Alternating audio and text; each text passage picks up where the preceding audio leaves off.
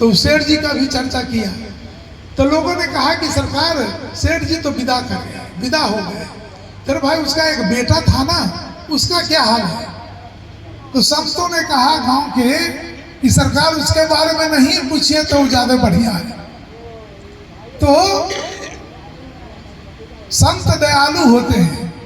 गोस्वामी जी ने कहा कि संत हृदय नवनीत समाना, कहा कभी पर कहा न जाना, निज परिताप द्रवय नवनीता, अपर दुख द्रवय सो संत पुनीता। कि नवनीत कहते हैं मक्खन को, मक्खन में थोड़ी गर्मी लग जाए, थोड़ा गर्मी पड़ जाए तो स्वतः पिघल जाता है। ठीक इसी तरह संत दूसरे को दुख को देखकर पिघल जाते हैं। तो उनको रहा नहीं गया, वो चल दिए उस सेठ जी के परिवार से मिलने के लिए। वहां गया तो लाल बालक देखा कि भाई गुरु महाराज आए हैं, उनके चरण पर गिर गया और गिर के फूट फूट के रोने लगा। तो सेठ जी ने कहा कि तुम्हारी स्थिति, संत भगवान ने कहा कि तुम्हारी स्थिति ऐसी कैसे हो गई? तो जितनी कथा थी, जितनी व्यथा थी, सब उनके चरण कमल में उसने रख दिया। रखने के बाद संत भगवान ने कहा कि भाई कुछ भी है तुम्हारे पास? तो उन्होंने कहा कि सरकार कुछ नहीं है, जितना लहरना बाकी बके होता जो होता सब वसूल के खा गए। अब हमारी स्थिति ऐसा है कि सप्ताह सप्ताह हमको खाए हो जाता है हमारे परिवार को। आप ही की कृपा होगी तो इस दुख दर्द से उबरेंगे। क्योंकि जिस कारण हुआ वह अभी मुझे उसी को भोग रहे हैं, लेकिन जो यार दोस्त था कोई न कोई अब मेरे साथ नहीं है, सब साथ छोड़ के चला गया। रहीमन कवि ने कहा कि जब लगी पैसा पास, यार संग ही संग डोले, और पैसा रहे न पास, यार मुख से नहीं बोले। ऐसी स्थिति हमारी हो गई है। तो गुरु के कहने पर उसने कहा कि सरकार ये कागज है, उस कागज पर यह बात लिखी हुई है, लेकिन इस बात को पढ़कर कई बार मंदिर पर चढ़ा, गुंबद तक गया, लेकिन हमें धन का पता नहीं मिला। तो गुरुदेव ने कहा कि भाई दिखलाओ। तो वो दिखलाए तो उन्होंने कहा कि इस धन का पता हमें लग गया, लेकिन यह पता मैं तुझे बताऊं तो इसके लिए तुझे पात्र बनना पड़ेगा। तो मरता क्या नहीं करता। तो उसने कहा सरकार जो कहिएगा वो हम करने के लिए तैयार हैं, लेकिन इस दुख से हमें छुटकारा दिला दीजिए। तो उन्होंने कहा कि देखो, सबसे पहला कि अहिंसक बनो, हिंसा नहीं करो, दया की भावना को अपने आप में जगाओ। ऐसा कर लोगे तो पहली मर्यादा। दूसरा कहा कि नशीली पदार्थ के सेवन से दूर रहो। तीसरा कहा कि व्यभिचार से दूर रहो। चौथा कहा कि जुआ नहीं खेलो, जुआ का दुष्परिणाम महाभारत का युद्ध।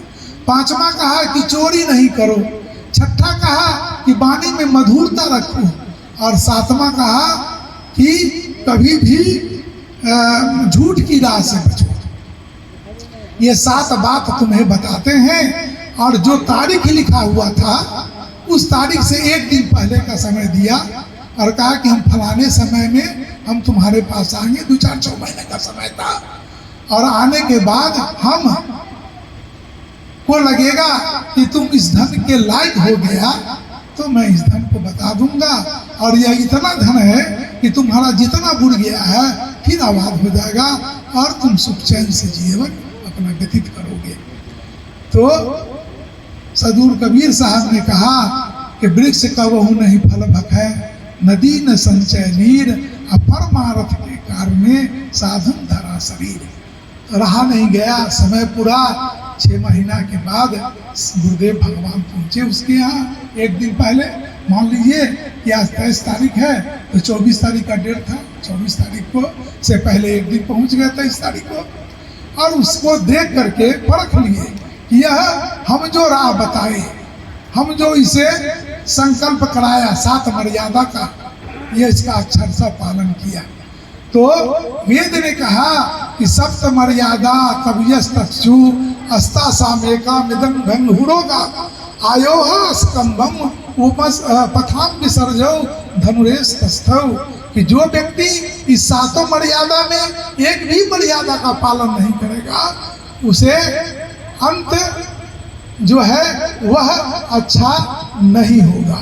सदगुरु कबीर ने कहा कि साते सतकड़ी बाचा जान, आत्म राम लेहु परवान, छुट जा संशय मिट जा दुख, असुन सरोवर पावै सुख।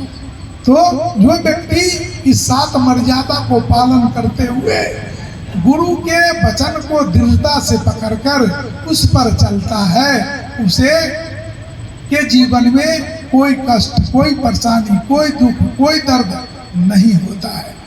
तो गुरु थे पारखी, बात को उसे देख करके परख लिए और उसे कल मान लीजिए 8 बजे का समय था, तो 8 बजे से पहले कहे कि भाई 7:45 में एक कुदार चलाने वाला को बुला लेना। कुदार चलाने वाला आ गया तो मंदिर का गुंबद की परछाई जहाँ अंत होता था वहाँ पर अपने हाथ से एक लकीर खींच दिया और कहा इसे खोदो। खोदा गया तो बहुत सा गगरी गाड़ा हुआ था जो सेठ जी ने गाड़ा था, वह उसे मिला, उसका सदुपयोग किया, उसका दुर्दिन जो था तो सुदिन में बदल गया। तो गोस्वामी जी ने कहा कि जहाँ सुमति तहाँ संपत्ति नाना, जहाँ कुमति तहाँ विपत्ति विधाना। जब सुमति जग गई तो संपत्ति की कमी नहीं रही, कुमति था तो संपत्ति रहते हुए भी कुछ उसके पास नहीं बचा, उसे अपनाकर अपने जीवन को धन्य बनाया। आगे सदगुरु कबीर साहब कहते हैं कि असंत की संगत का दुष्प्रभाव बता दिए।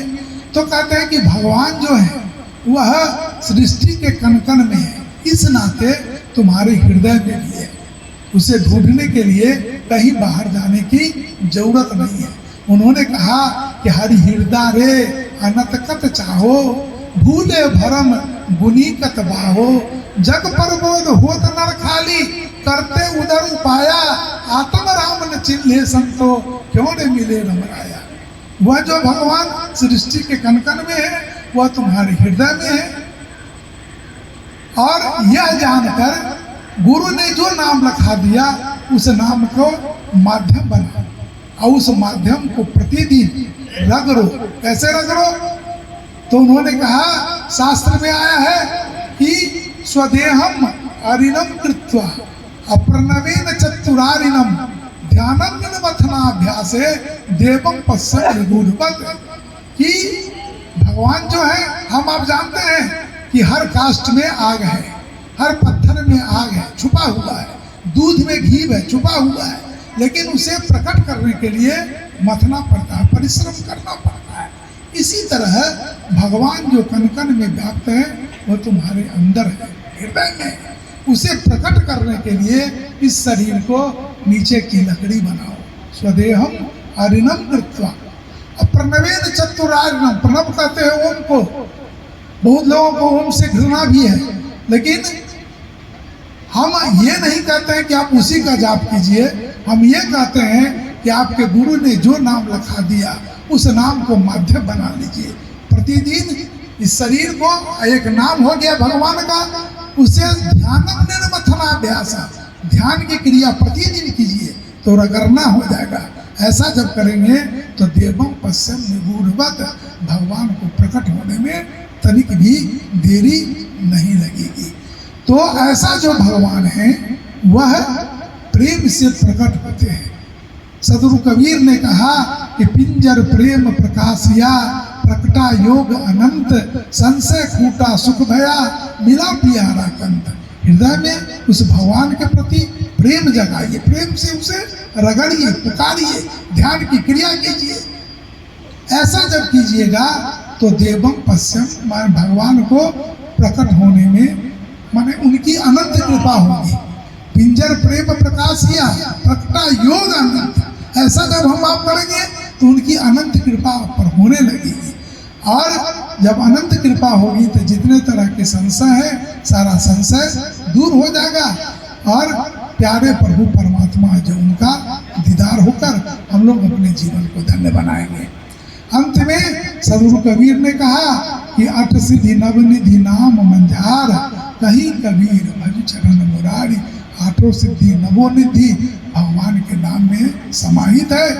और ऐसा विश्वास के साथ जब उसका हम आप स्मरण करते हैं, जाप करते हैं, ध्यान करते हैं, तो मायापति अर्थात भगवान जो मुरारी, मुरा कहते हैं माया को, हरि कहते हैं शत्रु को, माया के शत्रु अर्थात प्रभु परमात्मा का दीदार होगा। और जब उनका दीदार हो जाएगा तो मानव जन्म का पाना सार्थक हो जाएगा, हम आप धन्य धन्य हो जाएंगे। तो सज्जनों, रातें बीत गई है और हम लोगों को जिनकी प्रतीक्षा थी वो भी मंचासीन हो गए हैं। तो समय हम अधिक ले लिया हूँ, इसके लिए आप सबों से क्षमा चाहूँगा। और सदगुरुदेव भगवान विराजमान हैं, उनके आशीर्वचन का पान कर हम लोग अपने जीवन को धन्य बनाएंगे। इन्हीं बातों के साथ वाणी का विराम देता हूँ। साहे